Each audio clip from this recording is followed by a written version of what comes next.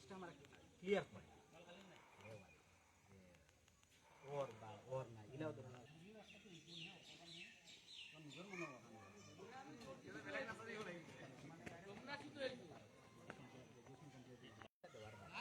দেওয়ার বাদে তারে আমি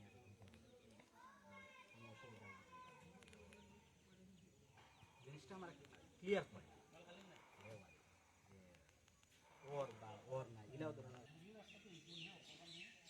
নিজের মনে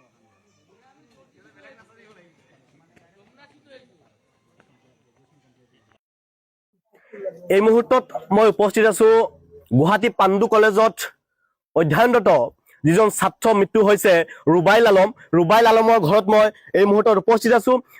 কালিৰ যিহেতু ৰুবাইলৰ 12 তাৰিখ যিহেতু ৰুবাইল সন্ধানহীন হৈ পৰিছিল, ইয়াৰ পিছত কালি হঠাৎ ৰুবাইলৰ মৃতদেহ যিখন পাণ্ডু কলেজৰ ছাত্ৰবাস আছিল ছাত্ৰবাসত উদ্ধাৰ হৈছে। ইয়াৰ পিছত ৰুবাইলক আৰক্ষীয়ে এই স্থানৰ পৰা এই বাথৰুমৰ পৰা উদ্ধাৰ কৰি পৰিয়ালক চমজাই দিয়ে। এই মুহূৰ্তত মই এই ৰুবাইলৰ ঘৰত আছো, মোৰ কেমেৰা পাৰ্চনে দেখুৱাব এইখন হল ৰুবাইল আলমৰ ঘৰ আৰু মোৰ কেমেৰা পাৰ্চন দেখুৱাব এই অঞ্চলৰ বিভিন্ন দল সংগঠনৰ পৰা যিসকল মানুহ আছে সকলো আহি ৰুবাইলৰ পৰিয়ালক সমবেদনা জ্ঞাপন কৰিছে। আৰু এনেকুৱা এজন উদীয়মান ছাত্ৰ, এনেকুৱা এজন প্ৰতিভা সম্পূৰ্ণ ছাত্ৰৰ মৃত্যুত সম্পূৰ্ণ অঞ্চল স্তব্ধ হৈ পৰিছে। এই মুহূৰ্তত আমাৰ লগত উপস্থিত আছে হোজাই জিলা আমচুৰ সভাপতি কবিৰ আহমেদ ডাঙৰীয়া। কি জনাব বিচাৰে, যিহেতু এজন মেধা সম্পূৰ্ণ ছাত্ৰ হঠাৎ পাণ্ডু কলেজত মৃত্যু হৈছে আৰু পৰিয়ালে অভিযোগ উত্থাপন কৰিছে 12 তাৰিখ সন্ধানহীন হৈ পৰিছে। ইয়াৰ পিছত কলেজ কৰ্তৃপক্ষৰ ফালৰ পৰা হওক বা আৰক্ষীৰ ফালৰ পৰা হওক তেনেকুৱা সঁহাৰি পোৱা নাই, কি জনাব?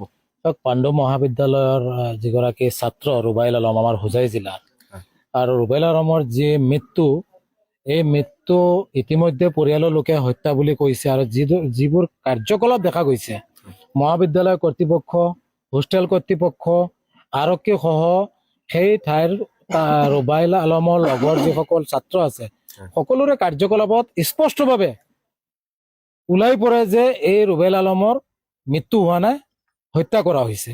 আৰু বিগত দিনত আমি ইতিমধ্যে পৰিয়ালৰ ঘৰত আজি উপস্থিত হৈছো, আমি গম পাইছো যে বিগত দিনত ৰুবাইল আলমক তেওঁৰে সহপাঠী এটা চক্ৰই বিভিন্ন ধৰণে ভয় ভাবুকিৰে ব্লেকমেইল কৰি থকা দেখা গৈছে।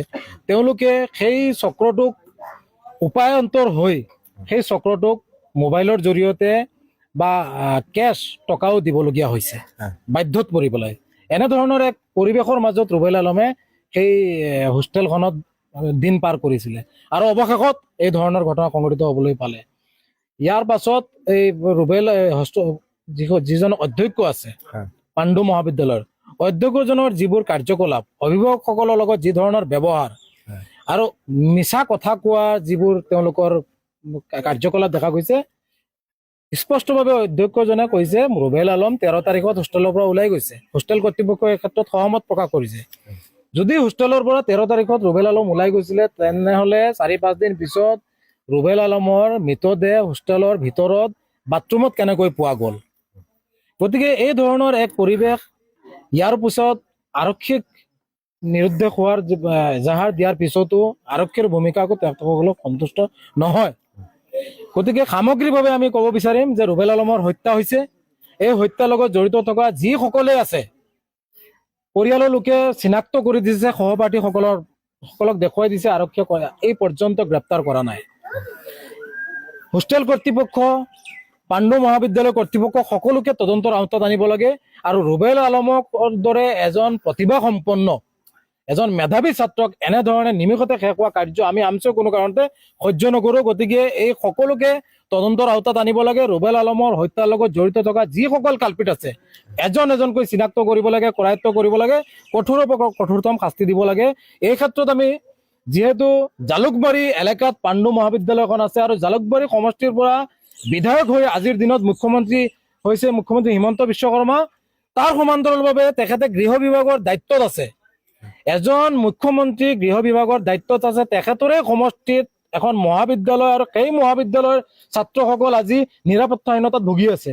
গতিকে এই সমগ্ৰ বিষয়ৰ ওপৰত মুখ্যমন্ত্ৰী হিমন্ত বিশ্ব শৰ্মাৰ হস্তক্ষেপ আমি বিচাৰিছো আৰু অতি কম সময়ৰ ভিতৰত এই জঘন্য ঘটনাৰ লগত জড়িত থকা যিসকল অপৰাধী আছে সকলোকে কৰায়ত্ব কৰিব লাগে আৰু দৃষ্টান্তমূলক শাস্তি দিবলৈ আমি আমচুৰ ফালৰ পৰা দাবী জনাইছো। অন্যথা আগন্তুক দিনত এনেধৰণৰ হত্যালীলাৰ বিৰুদ্ধে আমি তীব্ৰ প্ৰতিবাদী কাৰ্যসূচী হাতত ল'বলৈ বাধ্য হ'ম। হয়, ইয়াত আমাৰ লগত আছে যিজন ৰুবাইলৰ দাদা। মই চমুকে আপোনাৰ পৰা জানিব বিচাৰিম, যিহেতু 12 তাৰিখৰ পৰা আপোনালোক এটা চিন্তাত ভুগি আছে, বিভিন্ন সংবাদ মাধ্যমৰ ওচৰত গৈছে, আৰক্ষীৰ ওচৰত গৈছে।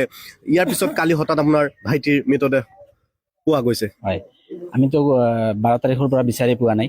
বিচাৰি নোপোৱাৰ কাৰণে আমি আৰক্ষীক জনাইছো বা হেৰিৰ কলেজৰ প্ৰিন্সিপালক জনাইছো, হেৰি কৰিছো, কিন্তু প্ৰিন্সিপালেও আমাক গুৰুত্ব দিয়া নাই, আৰক্ষীও আমাক গুৰুত্ব দিয়া নাই।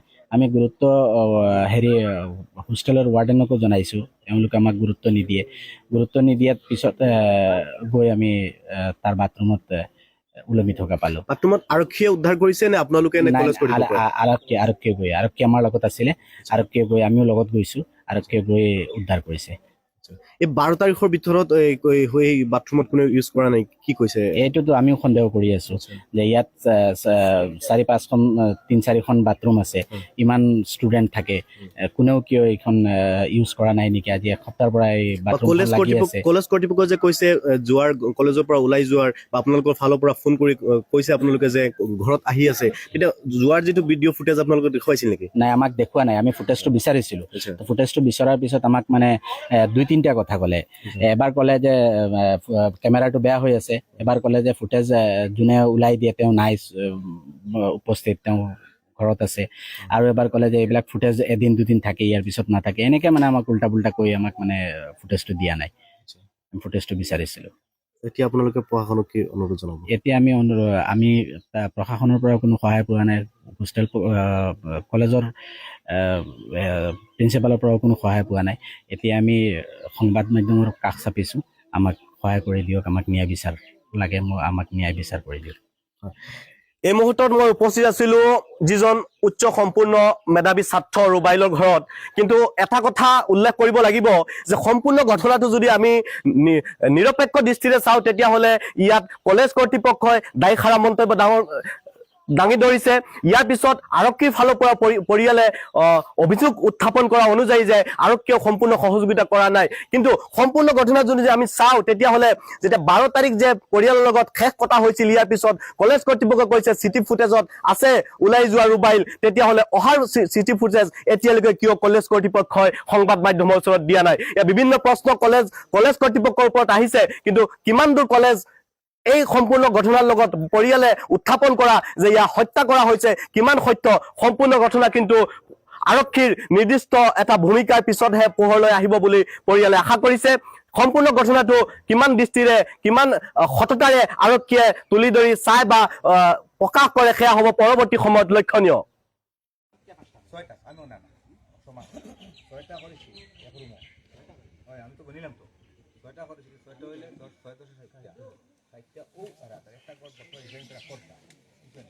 ডিজাইন কৰা কৰে আৰো আগে আসা বৰ্তমানে